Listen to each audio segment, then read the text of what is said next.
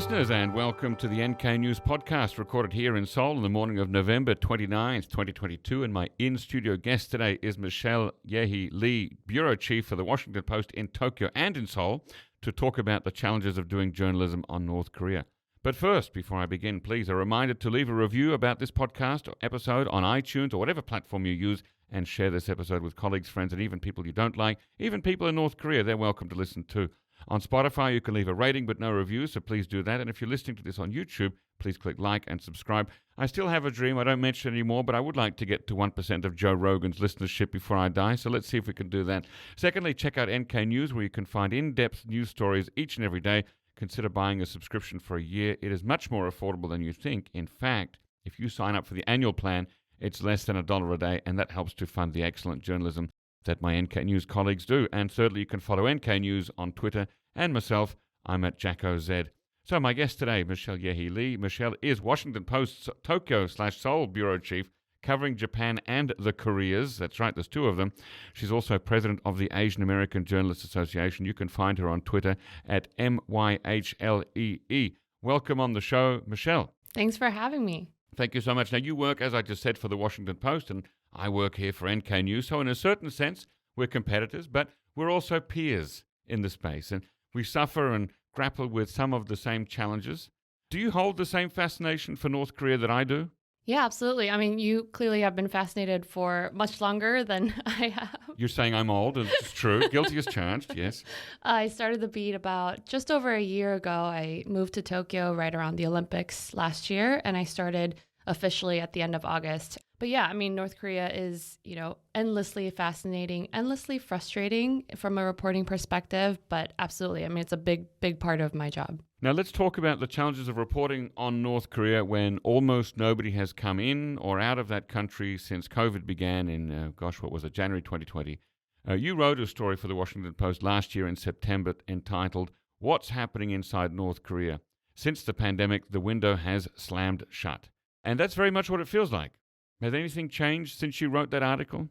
Not really. I mean, I feel like in some ways the window has shut even more, and we've pretty much lost any prospect of it reopening anytime soon. I think even when I wrote that last year, I was a little hopeful that maybe it'll change in the coming months, but it obviously has not. Let me correct your analogy there, or let me add to your analogy. Sure. So you can't slam shut a window more that's already shut. What you can do... You can lock it. You could lock it, or you can slam the storm shutters behind the window. There you go. Right? You can an extra seal layer. it. You can seal it, Yeah. So any number of construction projects you'd like to do on this window, you can. Yeah.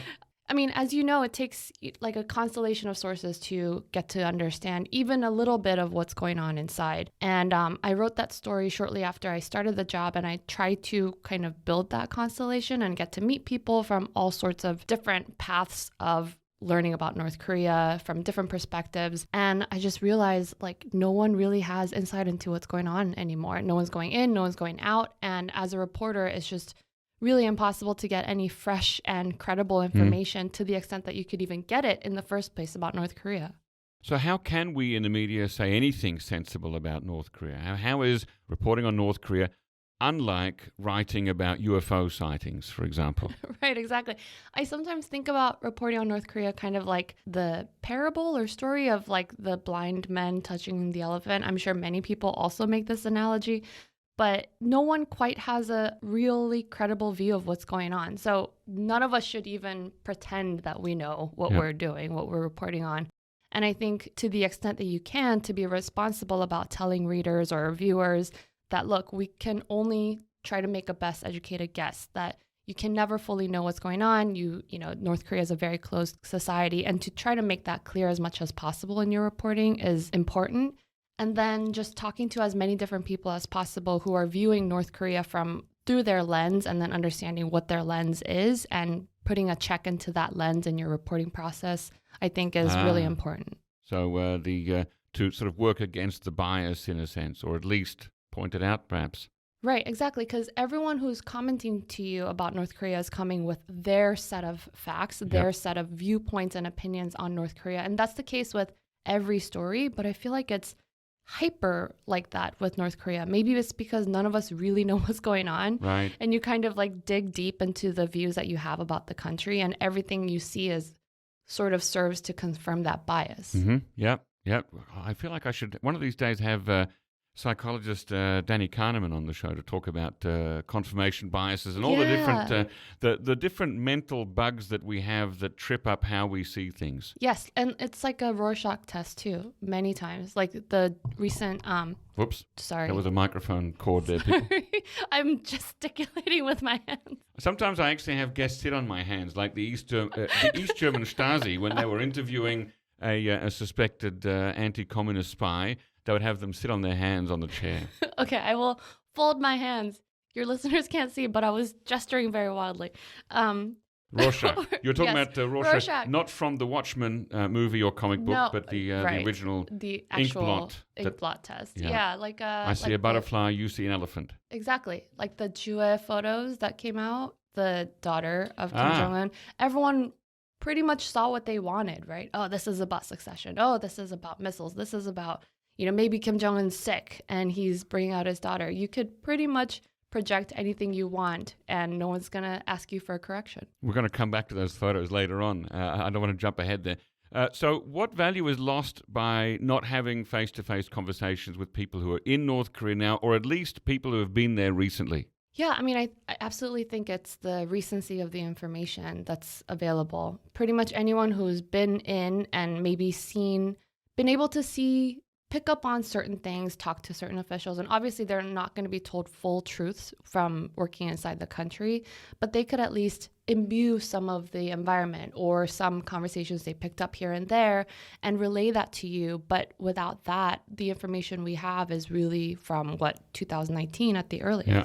And even then, even before the pandemic, it was difficult for American news gathering agencies to get stuff on North Korea because Americans weren't able to travel to North Korea without specific permission of the State Department. Exactly. And I think a lot of times it's sort of the casual conversations that visitors to North Korea might have had with certain officials. Maybe they drank with some members and, something came out at a certain point. That's the kind of stuff that really informs not maybe your exact storytelling, but at least your context of what's going on inside that could inform how you tell a story. Are reporters still able to get information out through the use of Chinese cell phones by people inside North Korea to call cell phones outside? Yes, but then again, you only get a certain viewpoint into the country, right? People who can actually catch those cell networks and be able to talk to you. Of course, like Asia Press and Daily NK are maintaining contact with their sources in the country, and I'm constantly talking with them as well, but also have to keep in mind that they only come from a certain geographic area of the country. They have to be somewhere near China, don't they? Right.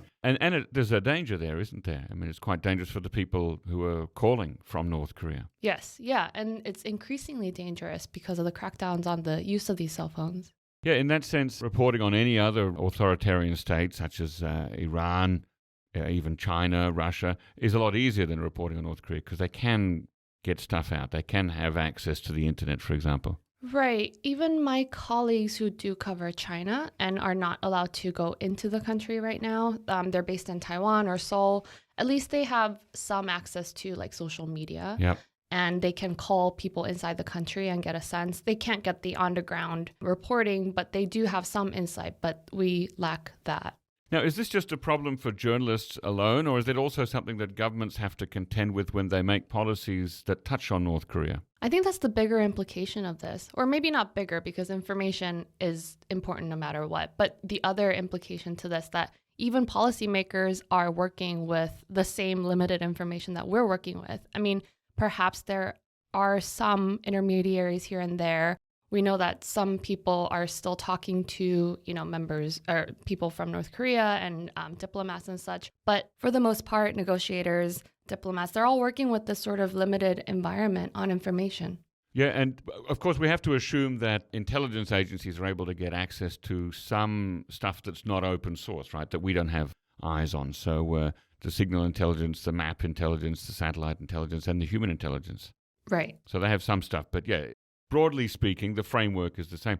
Now, what can we learn about what North Korea tells us through its own media and through its social media channels like China's Weibo and YouTube? I mean, I think the danger is there as well on that in terms of relying solely on what North Korea is telling us. I mean, that's why we do the reporting that we do to try to offset whatever packaged messages they're trying to send, try to get anything closer to a more authentic glimpse of what's happening. And that's why I think the human sources going in and out of the country can serve that role of augmenting the information that North Korea is putting out directly.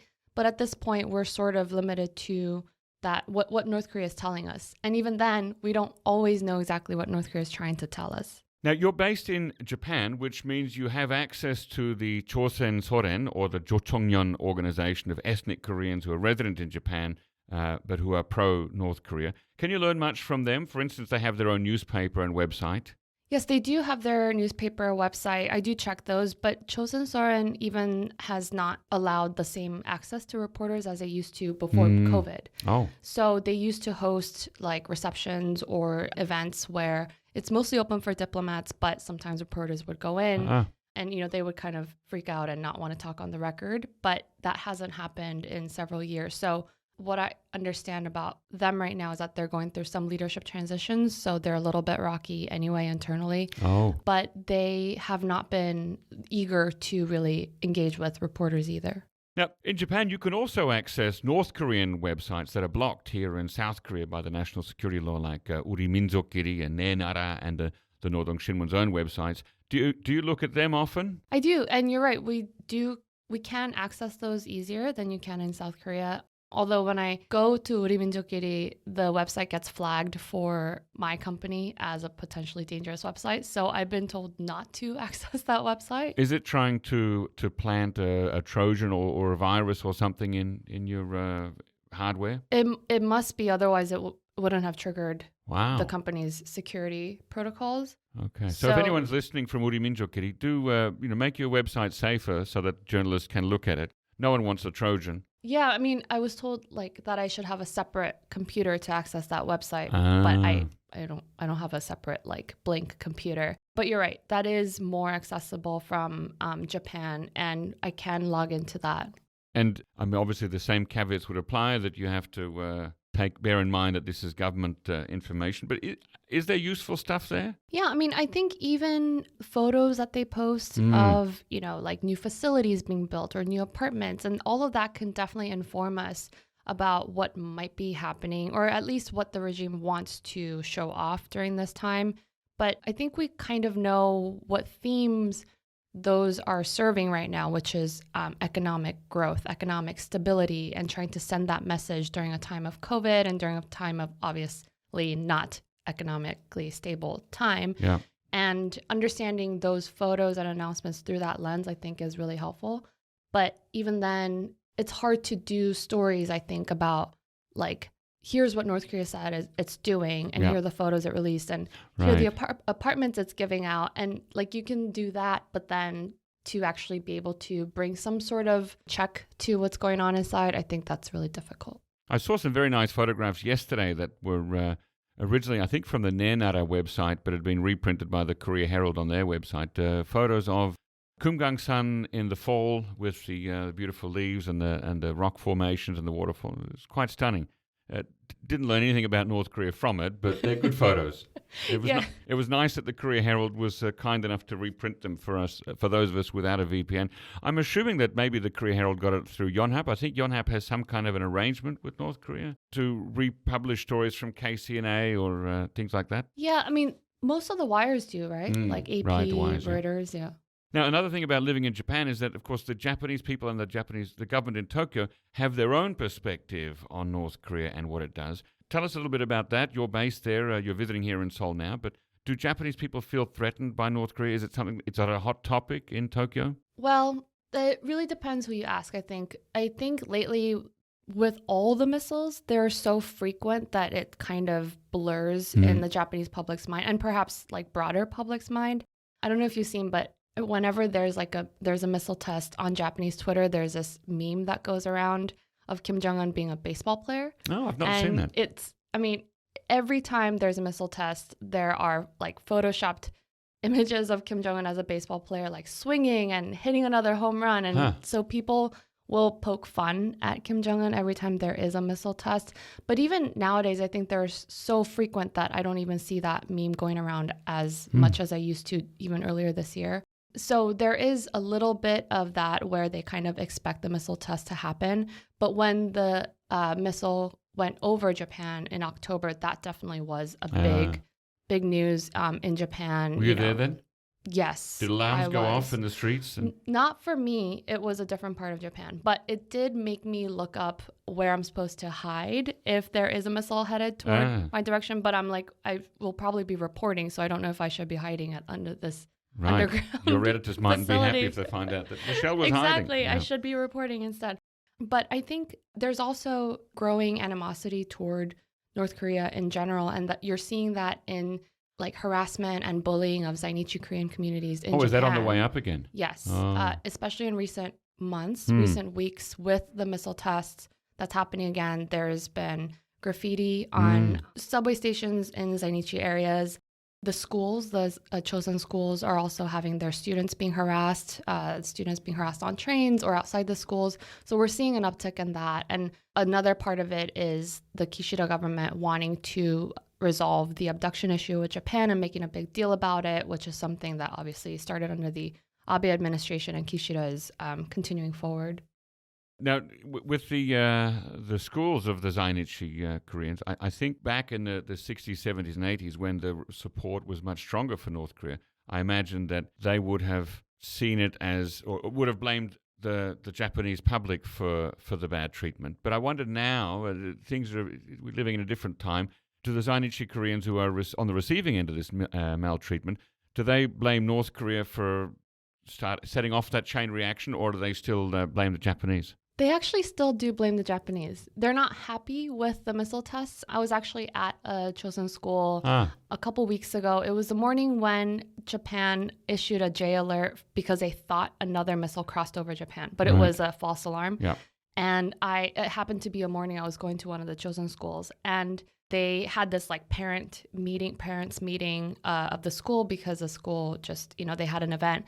And they started the meeting talking about the missile test and the J alert. And they were very upset at the Japanese government for issuing it when it didn't cross over Japan. And they were upset that the news coverage didn't quite explain what they felt like was a fuller story of the missile tests, and that it didn't cross over Japan. So they still had a lot of frustration over that. And they fault like the rhetoric about abduction issues and stuff to the rising animosity directed at Zainichi community. Do they recognize that abductions did take place? Because Kim Jong-il himself in 2001 or 2 admitted them to then Prime Minister Koizumi. Yes, I haven't asked them directly about abductions recently, but what the sense that I got was that they do understand that North Korea does actions that they're not happy with, but they believe that the support for Zainichi community and schools should continue regardless. And what is it like going to one of those schools? I've never been. Oh, it was fascinating. I walked in and there were students learning Korean, but it was not like Korean that we're used to, and it's also not quite North Korean either. Oh. So I kind of stood there listening and was like, what Korean is this? And I eventually learned that like Chosun language is sort of an interesting mixture of South Korean and North Korean accents. Wow. And just even listening to that and watching the kids learn that was really interesting. There are photos of Kim Jong-il. Both Kim Il-sung and Kim Jong-il in the schools. Some of the classrooms I went to had like all these paintings of Kim Il-sung surrounded by children. Oh, yeah. And it was a really fascinating experience actually going into the schools. Did you get any sign that the children themselves were consuming South Korean cultural products, either Netflix or songs or things like that? Not there, no. In fact, I went into the music room of one of the schools, and all the CDs they had were North Korean propaganda songs. Okay. Have you been to their university in Tokyo? I think it's called Chosun University. No, I've not. I've been to a Chosun school in Osaka and in Saitama, but I've not been to the university yet. That's my goal, is to one day make it there, and also in the headquarters of the Chosun Soren. Yeah. Now, unlike here at NK News and NK Pro, which is all North Korea all the time, you work for a US-based newspaper that tries to cover world events as well as what's happening in America. And that means there's always a competition for space and readers' attention. Tell us about that. Is North Korea interesting to US domestic readers of the Washington Post? Yes, but also no, in a way. Nowadays it is tricky. I think the media environment is very tricky for a lot of news articles, even domestic. I mean, generally there's a lot of news fatigue. Certainly after the Trump years, we've seen traffic dip after the Trump bump of the Trump years. So are you hoping for a board. Trump return? No comment. Okay. Across the board. It's not just us. It's, basically every other news outlet. And we're contending with that. And then we're also contending with the Russian invasion of Ukraine, which sucks a lot of air out of news coverage. And rightfully so, it's a very important story, obviously. But it does make it harder for certainly other foreign news to make its way onto people's radar, and sometimes even domestic news. And when it comes to like North Korea, the missile tests, it's really hard for people to pay attention to those, I think, when there are missiles that are killing people in a war right now. Yeah. So to try to give warnings and relay the significance of these tests, which are still tests, it is quite difficult to do that and cut through all of the noise that's both domestic and international news. So how do you pitch a story about North Korea to your editors and make it relevant to the readers? Well, our editors are always interested in North Korea stories, which is great. They always want to tell more, tell as much as possible. But I think what's changed, certainly in the past 2-3 years, is the way we tell these stories and timing them, which, is very hard because you never know when other news is going to happen. But there are certain formats or certain times or certain ways to package the stories that are getting to readers more than just like a straight up news story about a missile. So, for example, for missile tests now, our bar has gotten way high for when we actually write about missile tests. Unfortunately, there are so many ballistic missile tests and so many short range ones that when it's a short range ballistic, we're like, well, let's see what else is happening. But when they happen a lot at once, or when there's a long range one, then we obviously write about it. And sometimes giving explainers to people we found very successful, because people will see news about all these missile tests, but they're really wondering, so what? Why do I care? Why should I care? What is exactly happening? Yep. And often my editors will ask me to step back and say, don't write this missile test story. Tell us why it matters. And so that's kind of how I do end up pitching stories now, where I forego the news story of the day, and then I do an analysis piece or an explainer piece just to kind of go with whatever breaking news that people are already seeing online. Have you ever had a complete or nearly complete story spiked or delayed so long that it was no longer relevant? On North Korea? Yeah. No, I've not had anything delayed that long or spiked. No.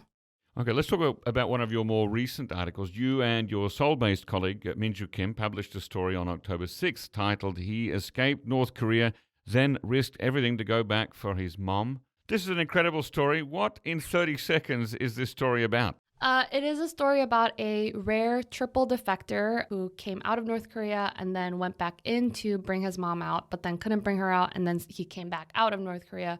So he crossed the river 3 times. And now he is back in South Korea. And spoiler alert, it is a happy ending. He and his mom have been reunited here in Seoul. Yay. And your story, talking about format, you in the story, you include some videos of interviews with both him and his mother. Yeah, we wanted to try to have them tell the story in their words as much as possible. So in the story, hopefully you'll see that I tried not to bring in too much research or anything like that. Just try to tell their story, because the story itself is really fascinating. And the son is obviously a very, he's a loving son and really cares about his mom, and wanted to tell that. And the video part, I think, was really important because they had not done an interview with a news outlet. And it was important for us certainly to show them to our readers and viewers and have them tell their own story. It is a remarkable story. But was it hard to pitch yet another defection story to the editors of the Washington Post? Actually, this one was not, especially because he had such a rare redefection story, and that was the angle that I went with. And it was something that was on our minds because remember that guy who went back in earlier this year? It was like around New Year's. He apparently jumped over the fence. Didn't he? He swam over, and then he was found in the market of Kaesong. No. The guy who like jumped over like the border and he was an acrobat or something. Yeah, the gymnast guy. So after that happened, we were all like, who would go back in? Why would you go back in and how? And then we met this guy and we're like, actually, this kind of fits with the questions we already had earlier this year. So it was easier to talk to the editors and say, hey, remember that like redefection that happened? We met a guy who actually did that and then came back out, although a different route. Although in this sense, I mean, is redefection the right word? Because he wasn't planning on staying in North Korea. He crossed the border in order to get his mother out. So he wasn't saying, oh, I regret having gone to South Korea. Let me go back into North Korea, which is probably what the acrobat or gymnast was doing. Yeah, right. For him, it was not like that, but it still showed like that decision and the dangers that you're actually willing to undertake when you cross back in, even though he didn't mean to. And for this story, certainly, I mean, defector stories, it can get difficult to pitch because we've heard many different defector stories. Yep. That is true. But this one, I think it just goes to show you that even as reporters and even at an outlet that does want to hear many North Korean stories, we still have to try to find ways to package it, angle it in a way that will not only get it picked up internally, but also get readers' attention. Now, defection stories are one type of story that it is easiest to tell outside North Korea for obvious reasons, but they're also hard to cross-reference with multiple sources and check accuracy and truthfulness, aren't they? Yes, and this is why this was helpful in pitching the story as well internally, because this had actual court documents that we could corroborate his story with. And I was worried about doing a defector story because we all know the pitfalls of doing defector stories and only going with their accounts. But I felt like we had solid backing and that we found the court records even without getting guidance from the defector himself. We found it independently and we were able to cross-check his story. And that gave confirmation that I think is hard to come by with defector stories. And part of the challenge too with the border closure in North Korea is that people are not coming out. And the people who are making their way out were in China. And so it is harder to find fresher defector stories as it's harder to understand what happened before 2020. So finding a defector who has not yet been covered by media and who is willing to talk and whose story can actually be corroborated by some limited documentation, all of those were really helpful. So tell us about his first journey, his first border crossing from North Korea to South Korea in May 2016. Yeah, so he grew up along the border and he wanted to have, a better job, and that really motivated him. He wanted to get an education. So he took the usual route through Laos and Thailand and made his way into South Korea. And he had told his mom, he's the only child of his widowed mom, and his dad had tried to cross into China and died along that route. So his mom was really worried about him escaping, but he made it safely, and he had told his mom that he would be back for her in 3 years' time. So after he came to South Korea, he worked and saved up money to try to arrange brokers to get her out. And at that point, he was able to fly into China because he was a South Korean citizen and wanted to meet his mom near the border and arrange brokers who can help them, the two of them meet. But then things got complicated.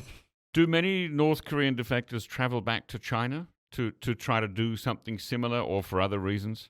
So I talked to some human rights advocates about this and asked them, is this actually rare? And, we know that it is very common for defectors to try to arrange their families to come out, and arrange brokers. But it was rare for someone to actually go and get them out and make that trek back to the border area. Like, why would you do that if you can just pay brokers to arrange it for you and you don't necessarily have to be there to accompany them out?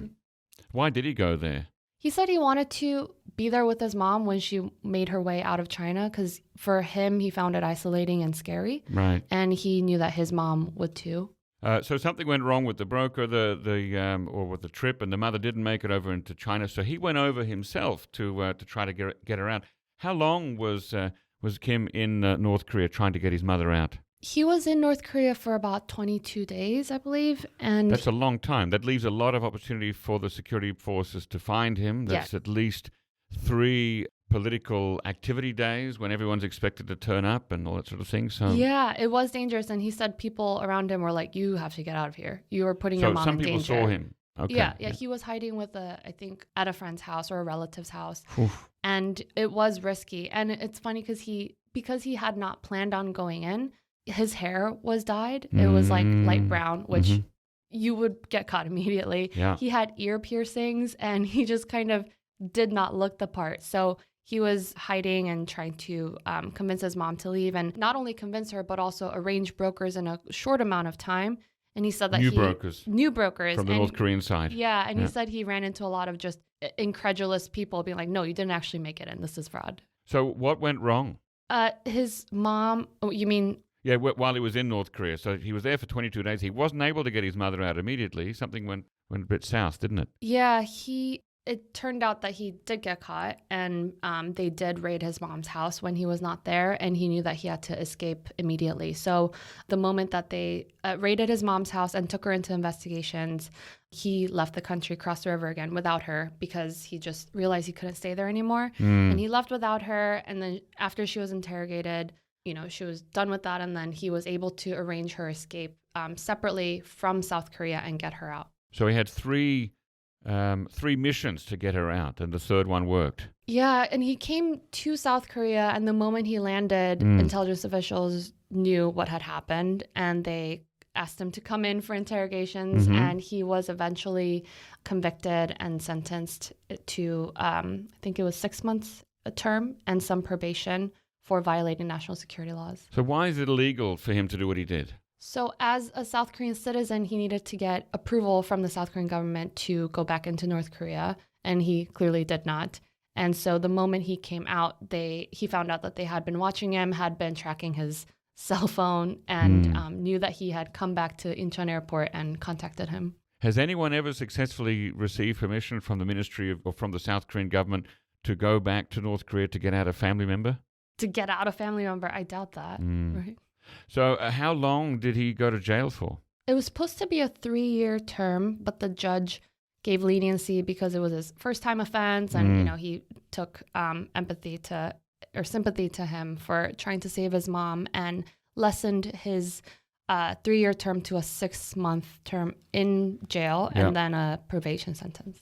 Right. Now, have there been proven instances of North Korean spies who came to South Korea as defectors and then went back and forth? Is that a realistic scenario or a common scenario? I don't know if there are proven instances.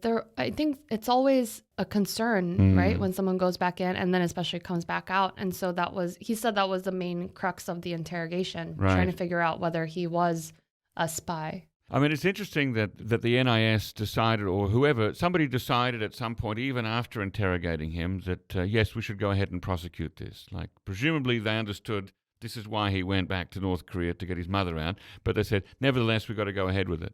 Right, yeah, they moved forward with it anyway. I mean, even with the guy who jumped over the border, or the acrobat gymnast guy, even with him, there were a lot of speculations about why he had come down, why he had gotten back. So Kim's mother, eventually she came to South Korea. Did she go through the same route that he did through China to Thailand and Laos? Yeah, she did. Or China, Laos, and Thailand? Right. She did. And then when she came to Seoul, and she was in Hanawon, she tried to reach her son, but that was when her son was behind bars. He was behind bars, and right. he had not told her. So she was trying to figure out why she couldn't reach him, and kind of, cajoled his friends to tell her where he was. And then she found out that all of that had happened. Now, I'm guessing that she might have been suspected of spying too by the NIS when she turned up. That's a good question. I don't know if she got interrogated or anything. They all go through, before they go to Hanawon, they go through a period of, confinement, internment, detention. Every defector with the NIS, which could be as short as 2 weeks and can be as long as 6 months, during which they attempt to verify their bona fides and find out, are you a real defector, are you an ethnic Korean from China, all of these things. Right, as a part of the actual intake process after arriving. Yeah. Only after that's been satisfied, then they go on to Hanwon for the training. Yeah, but I don't know if she's gotten anything separate from that because of her son. Okay. How much did it cost Kim to pay these brokers, and how did he pay? I mean, that's a lot of money, I've heard. I don't have a specific amount on top of my mind, but he worked all sorts of retail jobs. Like he worked at a mattress store, he worked at a cell phone store, like selling cell phones and signing people up. And he said that working those retail jobs helped him get the money to try to pay for his mom.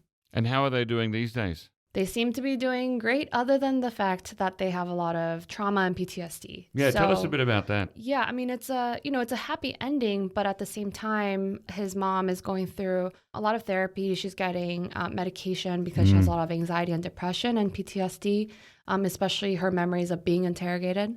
And he also suffers from PTSD. He spent a lot of time hiding in the woods before he could make it out the second time of North Korea.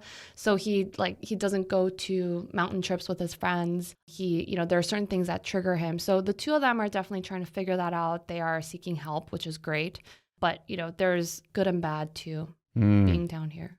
Yeah, it's a great story, and everyone should go on the Washington Post website and read it. He escaped North Korea, then risked everything to go back for his mum. That's the title. You can find it there. Let's talk about sort of media in general on North Korea. As we know in the media, it's important to get people reading, sharing, engaging with the stories, and that can sometimes mean clickbait and outrageous headlines and speculation and rumor. Does it seem to you that global attention on North Korea as a story has dropped off? I mean, you've already kind of answered this by saying yes, because we've got the war, but how do we get people to look at this stuff again? How do we get eyeballs on our North Korean stories again? Yeah, and this is not just a self-serving conversation to get people to read our stuff, right? No, far from. Far from. I think there are two things going on. It's definitely the media environment. It is very saturated, and then there's a war. So that's difficult, and then the news fatigue. And the other thing is that North Korea itself is not opening. So I've talked to researchers who are shifting the focus of their research because they just can't get any, real-time, not anything close to real-time information out of North Korea. Any publications that they might be able to access in the past, they can't anymore. Yeah. No new defectors coming out to tell us what's happening inside. So even researchers are shifting their focus. And I think when that's happening, it is also hard to make things relatable to the audience, to find something new when North Korea is determined not to produce anything new, it seems. And the U.S. also does not want to, does not seem to want to make news on North Korea either. So that is difficult. And I think that does make it easy to devolve into clickbaity headlines and kind of latch on to the more sensational parts of Kim and the personality-driven news that we can kind of easily fall back on. I think we should fight that and try to think of other ways to present things in a creative way. I really think that at this point, it kind of comes down to format and packaging and timing of North Korea stories, because the appetite definitely is there. We have seen traffic to certain stories that have run at the right timing, in the right headline, the right packaging, but it's not for every story. But we know the appetite is there. We know the audience is there. It's just a matter of finding them. And on that note, I was excited to learn about how you're experimenting with other formats to reach people on different platforms, in particular the youth audience. Tell us about your series, What's Going On in North Korea, that you started on your TikTok account. I've heard of TikTok. It's where the youths live. Oh. So that is one thing I have been experimenting with, kind of riffing off of the What's Going On in Myanmar series on social media. And I started with that story that you mentioned earlier on about what's, the window being slammed shut, and kind of started with that and tried to tell people, like, look, it's always hard to get real information about North Korea, but it's harder, and here are the reasons why. And there are so many things to say about this topic that I realized I couldn't do it in one 30-second video. So I started a series, like, basically what's going on in North Korea. And sometimes those TikTok videos get more views than people actually read my articles. So it's a compliment, COMPLEMENT, compliment to the written product. But I do think it definitely serves an audience that is interested in these issues and, like, human rights issues and marginalized communities issues. So it's sort of like more social justice-y, globally minded audience on TikTok, who does want to read about or learn about North Korea, but does not necessarily want to read 1,000 words on it. And I think it does reach them. And they do ask me questions on TikTok and I answer them in video. I don't always do these videos.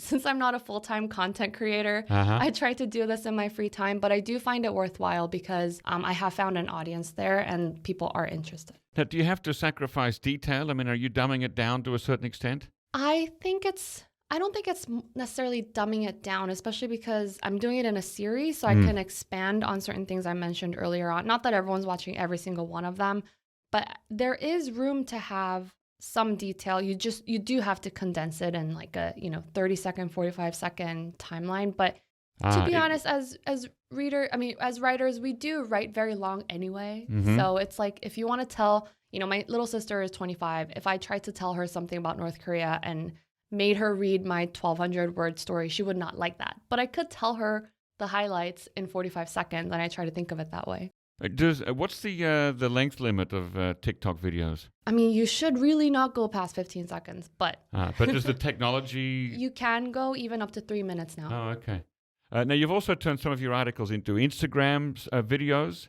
Yeah, it's the same idea. I mean, just trying to reach audiences where they are. Yeah. And not many of them are really coming to the website to read, but they are aware of the news and aware of our reporting on North Korea and do want to see it. Sometimes the TikTok videos are interchangeable to become Instagram Reels. Right. So that's really convenient because I could kill two birds with one stone that way. Yep. But also sometimes on Instagram, I could do different types of videos depending on the audience, because I think the audience on certainly my Instagram is just more aware of Korea. So you don't have to do as much explaining of the background. But like I said, I do find it worthwhile. I mean, going back to the packaging of stories, one of the stories that did get attention this year for us was when we did a story about how North Korea is one of 2 countries in the world without vaccines, which is something we've known for a long time. And I had done a story many months before that talking just about this. But we published that story with that headline at a time when many countries were reopening after getting the 3rd booster. So people were thinking about reopening borders. People were thinking about vaccines. So doing a story saying, by the way, here are 2 countries that don't have vaccines and are not reopening. One of them is North Korea. Remember them? Remember Kim? And putting it out in that format and that framing got a lot of attention. Now I want to know what the other country is. Eritrea. Okay. Now, I saw one of your Instagram videos that's also on TikTok. You released it 5 days ago about North Korean leader Kim Jong-un's daughter.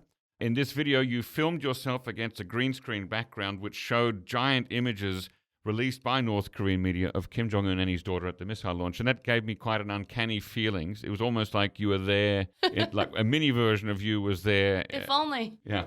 So now in this story that's been, really the hot topic, the talk of the town this week about Kim's daughter and what her position may be in any possible future succession, is that sensationalism and idle speculation, or is there a there? The speculation about succession, you mean? About who she is and what her name might be and why she's suddenly out with daddy in public. Yeah, in a way, it reminded me of it made me feel like we're covering celebrity news. Look, the Kardashians are up to something. Right, the Kims they are up to something. released their new baby photos. Right. And, see Kanye West. I guess they're not together anymore. But it kind of reminded me of that. But I think those times, especially, it's on us as the reporters to eschew the sensational aspect of it and jumping to all the succession questions and instead trying to give context about why it is significant that he released these photos, how he is different from his father and grandfather in that sense, how he's changed the way propaganda is portrayed sometimes, especially in a more relatable and human way, rather than saying this means that, there could be a woman leader in North Korea. Which, again, it's fine to think about those things and write about that as a theory. But I think it is important for us when all the clickbaity headlines are going to, oh my God, what does this mean? Is she going to be the next leader of North Korea? Trying to take a step back and explaining it a little more with credible expert insight. And in the TikTok/Instagram video, I did try to, it's very visual, that story, because the photos are there. Yeah. You see the missile, you see Kim, you see his daughter. So it's immediately relatable for a visual audience. But it is also up to me at that point to not make it super sensational, and tell them just, here are some theories about why this could be significant. Now, that video, the Daddy Brings His Daughter to Work Day, is available on both TikTok and Instagram. Which of those two platforms has had more views or more engagement, as far as you can see? Oh, they're very different in their own ways. TikTok is so strange. Sometimes videos can get like tens of thousands, hundreds of thousands of views just out of nowhere. And then the rest of your videos might get like maybe 1,000 or 2,000. So it really, the virality on TikTok is really unpredictable, especially as a non-full-time content creator. Yeah. But when it goes big on TikTok, it goes very big and it gets a lot of attention and it brings attention to your previous videos on TikTok. That's why I think it's worth continuing to post there. On Instagram, I have very steady engagement from people who like know me and know my work and follow me for a reason. Whereas TikTok, you kind of end up on someone's timeline and then you kind of get their attention and go away. So I think the intensity of engagement is bigger on TikTok, but the sustainability of engagement is longer on Instagram. Have you gone big on TikTok yet, or is that still in the future? What is big on TikTok? Well, there's hundreds of thousands of viral views. I did get like 1 million view one and hundreds of thousands of view one. Okay. And I thought I was a TikTok star, but I was not. Was that part of the North Korea, What's Happening in North Korea series? It was actually a Tokyo Olympics videos that I did last year, but What's Happening in North Korea videos have gotten like tens of thousands of views each, which is great. Now, what does that do to your business model there? I mean, the goal of all subscription-based media, the Washington Post and NK News included, is you want to get people to subscribe and read the articles. Now, people on TikTok and Instagram can watch these things for free. Are you trying to drive people to the website? What's going on there? Are your editors asking these kinds of questions too? No, they're supportive of engaging on other platforms, even if it doesn't mean direct subscriptions. I think for me as a reporter, what matters most is to get the news out to as many different audiences as possible, even if it doesn't mean in words.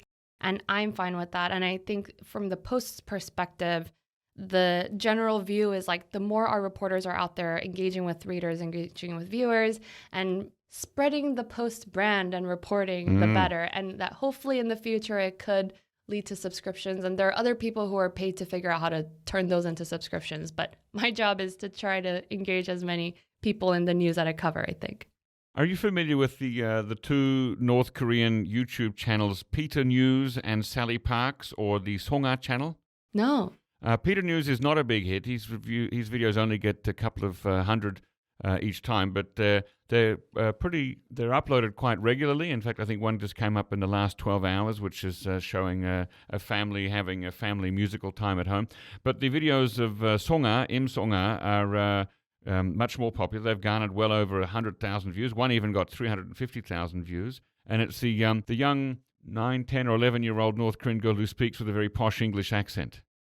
We've written a story about her, or one or two stories about it here at NK News. But I just wonder, sometimes looking at their numbers, I wonder, how are they doing so well? How are they getting so many? Does that mean there are a lot of people who are fans of what the North Korean government is doing, or are they just looking for something that's weird? Yeah, I mean, I think now that you mentioned the second one, I remember reading about that on NK News, but I don't watch them regularly. I should. I do wonder if that also has an impact on news consumption of North Korean news from us, right? Because there are these other ways for people to view North Korean personalities in platforms that they want to view them. Yeah. And they don't necessarily want an arbiter like us telling them, oh, but this may not be true. Oh, here's what experts say. And that's how many readers and, many news consumers are choosing to get their news. And that's what we're dealing with overall as reporters, as journalists, but certainly with North Korean news, maybe that is one reason why people aren't choosing to read the types of North Korea stories they used to anymore, because they have other options, other ways to get news that they want in the way that they want it. Right, unmediated. Yeah. Without the media. Do you think you'll ever be able to visit North Korea on a reporting trip? I hope so. You do want to go, do you? Yeah, absolutely. I'm a naturalized U.S. citizen. Yeah. I was born in Korea. I don't know if they will see that as a good thing or a bad thing. Yeah, they've kind of gone both ways. I've seen some Korean Americans have a really good time in North Korea, and some not so much. So, but when North Korea does open up again, would you consider applying for one of those special visas special passports from the U.S. State Department to get in there as a reporter? Yeah, absolutely. The moment they open, I would like to go in. Okay, well, that is a good place for us to finish today, even though we've got 11 hours on the clock left, according to my really dumbly put together Google Calendar invite. Thank you once again, Michelle, for coming on the show. You can find her Twitter at MYHLEE. And that is the end of our podcast today, ladies and gentlemen. If you already have an NK News subscription, take a look at our NK Pro platform, which offers unparalleled services specifically catering to the needs of professionals who monitor developments on the Korean Peninsula. Inquire about access and a free trial membership by sending an email to membership@nknews.org today. Also, if you have any feedback, questions, or guest recommendations, please send them to me at podcast@nknews.org. Our thanks, as always, go to Brian Betts and Arias Dare for facilitating this episode, and to Gabby Magnuson, our post-recording producer genius, who cuts out all the coughing. Thank you very much, and listen again next time.